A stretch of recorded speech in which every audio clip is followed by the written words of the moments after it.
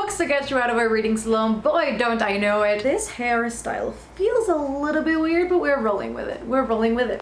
Hello book reading friends, welcome back to my channel, or welcome if you're new. My name is Mel, and today I am here with some book recommendations to get you out of a reading slump. We're gonna be talking all about books to get you out of a reading slump, books that are fast and engaging and exciting, and that are best of all short. Now, if I think about a reading slump, I think about not knowing what to pick up, looking at long books and saying, I am not feeling you right now, or even not wanting to read with my eyes. So today I'm bringing you a set of recommendations that are shorts, that you can audiobook, that aren't necessarily prose, so they can be verse, graphic novels, and just a bunch of stuff all around from adult to YA to middle grade that I am sure will help you beat that reading slump that you may be experiencing and that won't seem like a daunting task to you. So all in all, I have 12 books on my list if I counted correctly, which in my record is not really that big of a say because I don't know how to count. Math does not math in this household. But if you guys want to see part 2 of this video, let me know down below because I have many more recs that can fit this narrative of reading slump. Without further ado,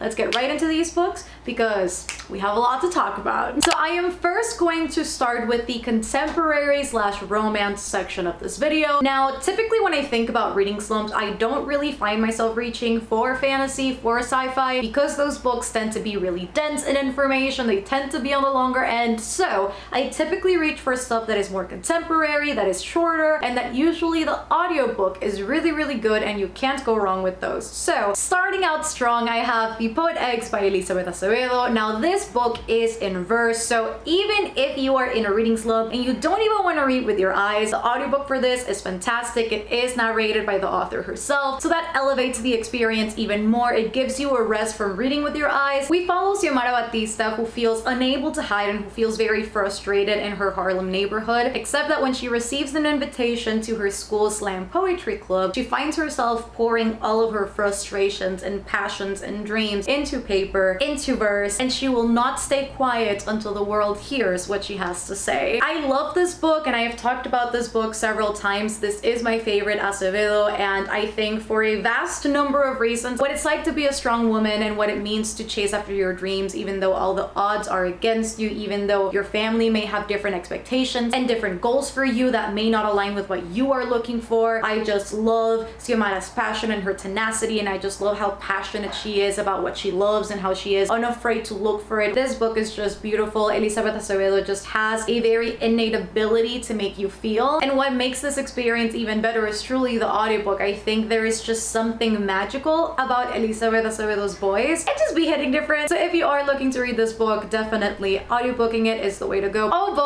boy, I read this book recently and I was just picturing a scenario in which if I had had a reading slump, this would have gotten me out of that so quickly because this book flies by in a second. I read this in one sitting. It was so fantastic. It was everything that you want from a romance and more, and that is The Romance Book Club by Lyssa Kay Adams. Again, read this recently, could not put this down. The cool thing about this is that it is a series, but it's a series of contemporary romances, so they're very, very short. They fly by, and even if you read this and don't want to read anything else after that, there are books after this that feature some of the same characters after that again could propel you to read even more. And in this book we have Gavin, who believes that his marriage is over. In fact, his wife Thea wants to file for divorce, and this all boils down to Gavin figuring out that she has been faking the big O for the majority of their marriage, and now Gavin doesn't know what to do, doesn't know which route to take, doesn't know the right words or the right actions without messing up even more. And so his friends come together and they let him know that there is one simple solution that he cannot speak of, but that may just be able to mend all of his worries, and that is the Romance Book Club, a book club led by men, by his friends, where they read romance novels that may somehow relate to their struggling love lives, that may also let them know how a woman thinks and how they can beat what I guess you could call the algorithm of marriages and relationships and friendships, and how they can put it back together. This was honestly so hilarious. Like, I think it isn't meant to be serious even when it's serious, and it makes you laugh so much. I also love the fact that it talks about life after marriage. I think in a lot of books we see marriage being the end-all be-all. That is usually the epilogue of a lot of romance books. And although it may feel like the peak of a relationship, even though it feels again like the end-all be-all, there is so much that happens after marriage, after kids, that is yet to be explored. A lot of uncharted territory. Nothing comes with a manual. You never know what you're doing. A lot of factors weighing in on you as an adult. And so I just love the conversation surrounding this. A book that has gotten me personally out of a reading slump is Intercepted by Alexa Martin. If you have been in my channel for a while, you would be no stranger to this book because I was struggling during a 24-hour readathon. I literally was having like an existential crisis, did not want to read, did not want to do anything. I started getting super moody because of it, and this book literally saved me in a time of despair. This is a sports romance, so it has kind of like that added element of excitement, I guess you could call it, if you're into reality TV. And on top of that, if you're into like NFL wives and like how they may or may not live. In Intercepted, we have Marley, and she believes that she has scored the man of her dreams, the life of her dreams, up until she realizes that said man of her dreams has been continuously cheating on her, and she vows to never date an athlete again after that happens, except that now there is a Gavin Pope to enter into this equation, a Gavin Pope that she thought she never would see again, and that now has joined the team that her ex is a part of, and that may just make sparks fly after a long time. So in here, you can expect it brings with it the mess and the publicity and the tabloids and just a lot of drama pouring into Marley, but still Marley is a very strong character, has a backbone, is not afraid to stand up for herself and to state what she wants. And then Gavin is just so sexy and alluring. It's just everything that you'd want from this type of book. Another book that deserves a lot of love because it was honestly super fast. I also read this in one sitting in a matter of hours, and that is Bedazzled by Ryan LaSala. When I tell you guys, I just need more people to read this book. I am not kidding. From cosplay culture to con culture, it feels kind of draggy at times, like as in like drag queens. It like feels very draggy too, and it just has a lot of stuff that you'd never expect to read and find interesting, yet you do. Stuff like bedazzling. I have never in my life cared about bedazzling, but Ryan LaSala truly just makes you care and be interested, and you come out of this being like, oh my god, Seafoam Blue number 77, and you literally come out of this with such weird knowledge, but that is so cool. And in this one we follow Rafi, and Rafi has a very big passion for bedazzling. In fact, he is first and foremost a creative. That is what he wants to pursue professionally. He even has his own YouTube channel on the side where he teaches people how to bedazzle, and he has his own live streams.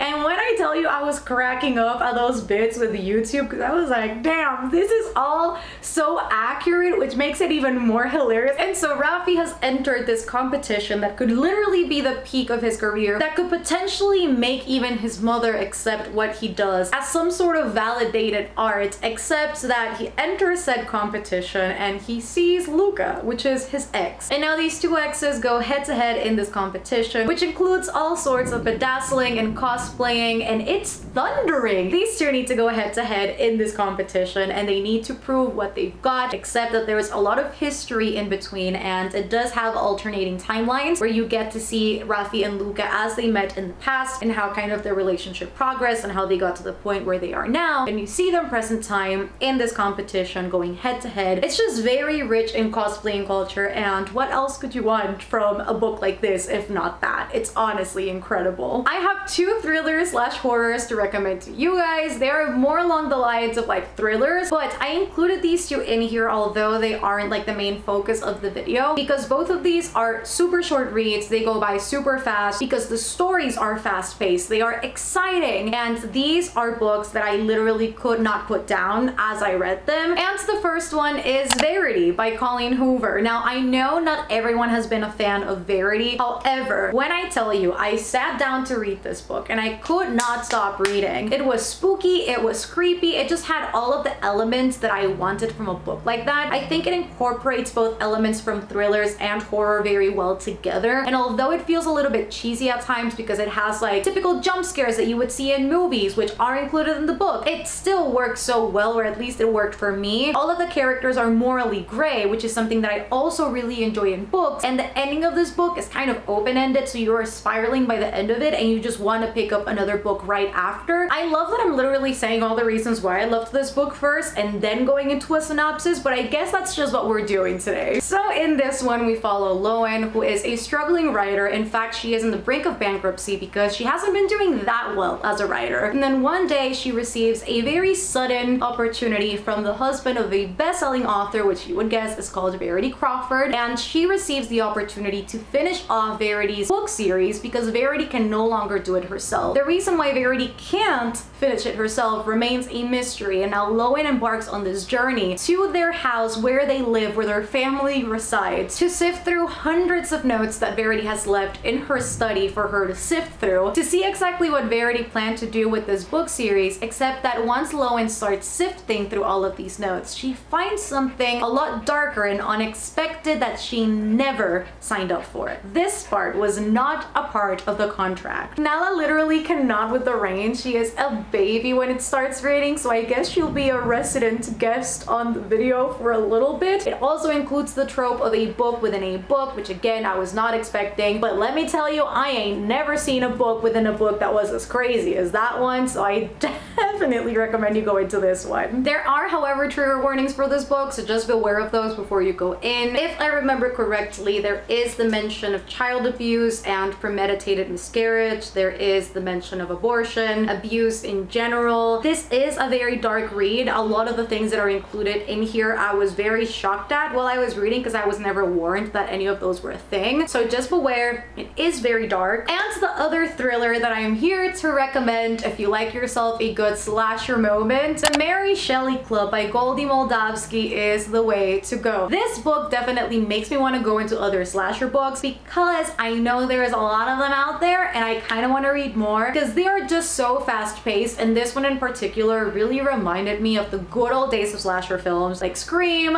like I Know What You Did Last Summer. All so good. It just all worked so well. We follow Rachel Chavez, who is a new kid at Manchester Prep. She is there on a scholarship and she is one of the only students to be there in that category, I guess you could call it. And she witnesses a prank gone wrong, and that prank draws the attention of the Mary Shelley Club, a secret club that focuses on creating pranks that emanate real fear from students. Except that these pranks start getting darker and darker, and one day somebody starts targeting the club instead of them targeting someone outside of it, and the book just gets darker and darker, and these pranks may just take physical form. And I said all that I needed to say. If you like slasher films, if you like the 90s, early 2000s slashers, this is your book. It is YA, but I think that's what makes it even better because it's so dark in tone, but it is YA and it reads like YA. It's just an all-around incredible book. Again, one type of sitting. Next up is the graphic novel category, and I have two contemporary graphic novels to recommend that I have recommended before if you are into the YA type thing. These are just incredibly wholesome or so interesting that you'll keep turning the pages and you'll want more. And honestly,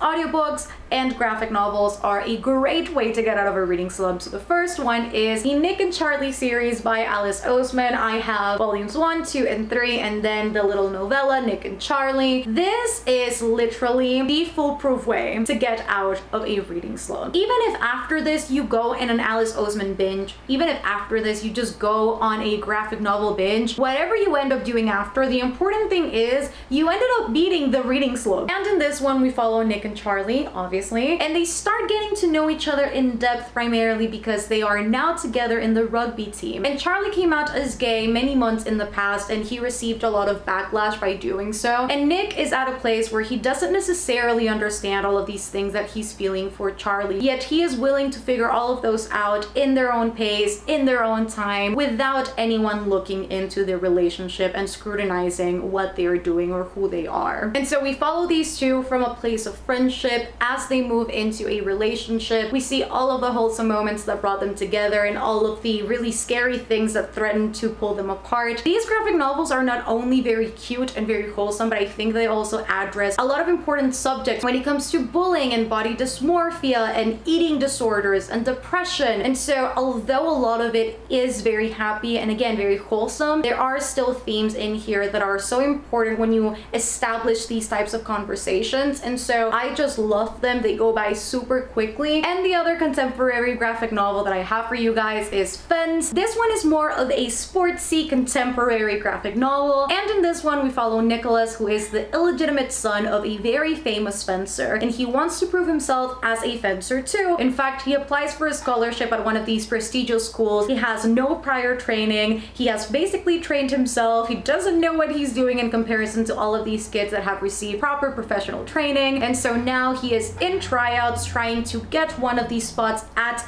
the school's team so that he can go head to head with his brother and he can prove himself to his dad and in fact to everyone else, because nobody seems to believe in him. This is not only incredibly fast-paced and interesting, but it also includes a lot of fencing facts that you wouldn't otherwise expect, which I think is nice too. The characters are all very driven and motivated and cutthroat, honestly, because they're in a very competitive environment, and I think that's what makes this even more exciting because you don't know what's going to happen next. And so this one, again, page turner, cliffhanger, definite cliffhanger. I definitely need to buy the rest of the volumes because I still don't know what happens, but when I tell you this one was great, it was fantastic. And last but not least, I have all of the fantasy recommendations to get out of a reading slump. Now, I will say most of these are on the shorter end. If they are not on the shorter end and they are middle grade, I find middle grade is a great tool. Is that what I'd call it, a tool? A great age group to go to when you are in a reading slump. Not only are the books incredibly short, but the font is also really big, so they go by even quicker. But I think a great audiobook is an entirely different video, so if you'd like to see a video recommending all my favorite audiobooks, then I can also do that because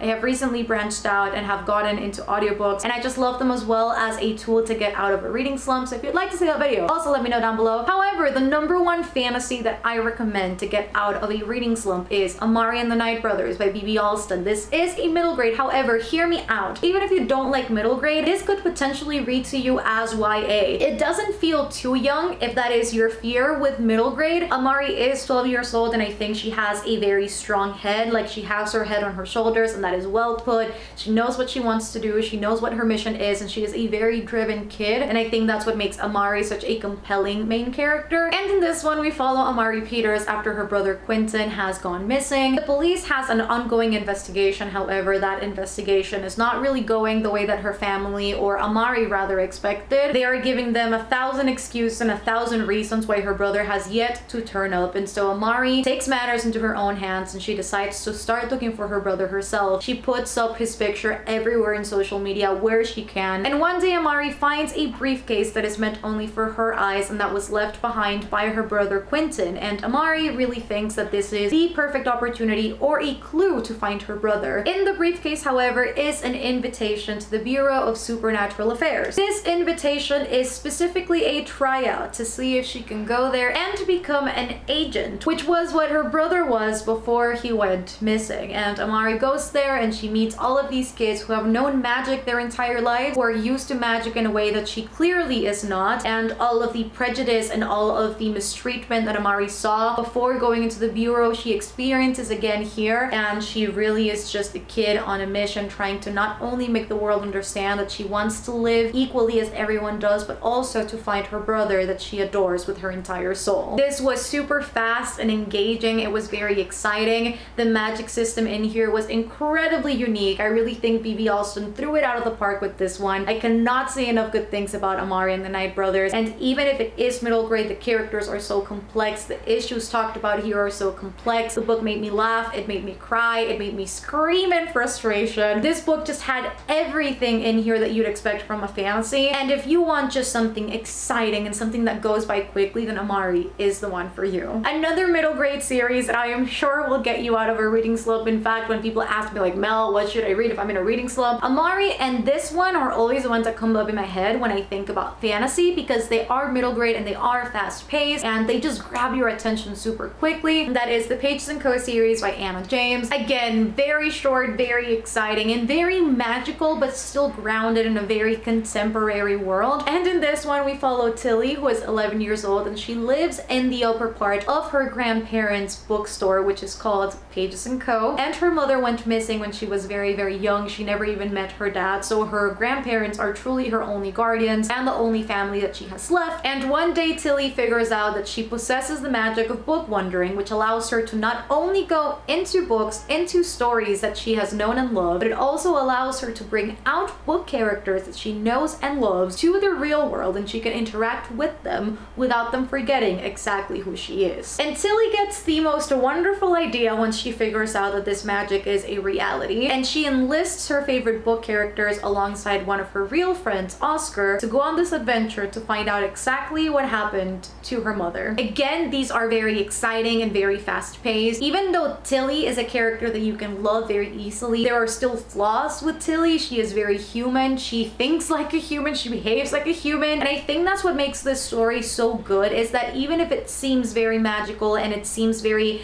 fantastical, the characters are still so human and so flawed, and you can see that in the actions that they commit, even if they are adults, even if they are kids. And so I think this story really transcends, like Amiee, it transcends any sort of age. And on top of that, it was incredibly wholesome, which is exactly what you'd want from a middle grade like this. How can this be a video about beating reading slumps if I was not talking about Cemetery Boys by Aiden Thomas? Now, this was one of my favorite books that I read last year. I think it has a lot going for it. I am so glad that it was a part of the New York Times bestselling list last year. It was just so fantastic, and Aiden Thomas really just has my heart after this. In this one, we follow Yadriel, who is a transgender boy and a brujo, and unfortunately his family doesn't want to accept any of those things, and so he embarks on this journey with his cousin Maritza to resurrect and bring back a ghost of a dead family member. And then Yadriel messes up, as Yadriel does, and instead he ends up bringing back the ghost of the town's resident